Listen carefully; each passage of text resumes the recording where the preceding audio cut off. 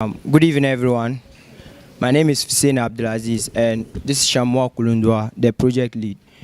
I believe we all agree that water is life, but how or what are we doing to keep our water clean, or at least provide clean water to those who do not have?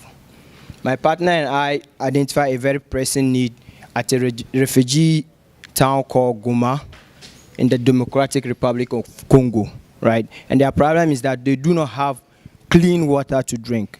They rely on the rivers around their city, and they do not have any equipment to treat this water before using. Right? So we started thinking about how to solve this problem. And one of the things that struck us was that there are a lot of devices that can be used to treat water, but the problem is that they cannot afford these devices. So our only challenge was to provide a device that is cheap and can process water in large quantities for them to use for their daily lives. So Shamuel will come and tell you about Goma. Yeah, so basically, as Aziz said, the problem that we are tackling is a problem of water in the DRC, especially for refugees. So we do not have more time to talk about it, but definitely that's the problem. And then we've started working on it. We've gone through lean research.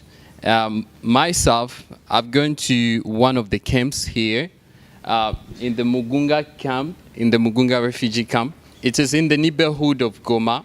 So I've seen how people are struggling to get water.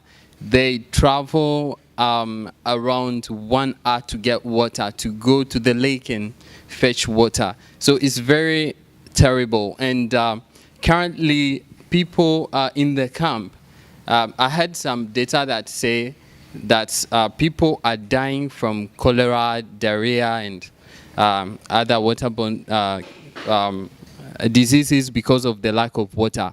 So currently, yeah, so this is the design process that we've gone through with the help of the G Lab.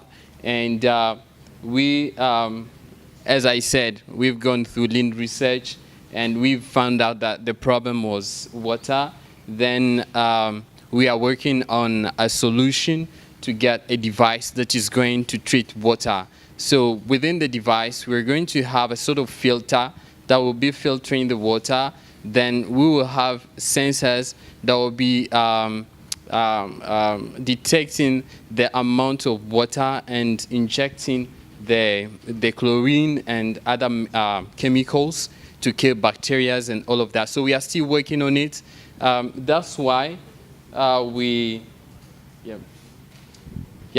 So he's going to tell you about the milestone. Yeah, so we are still in the designing process. We work with two other members of the team who are in Russia. They are not here. They are helping us with the designing process. We are also working with Nicolas Tali, who is in the engineering department, and we have also come into contact with Dr. Elena, who is a water treatment expert here at Ashesi. So these are some of the things we are working on, and we are hoping that going forward we'll be able to produce this device. Thank you.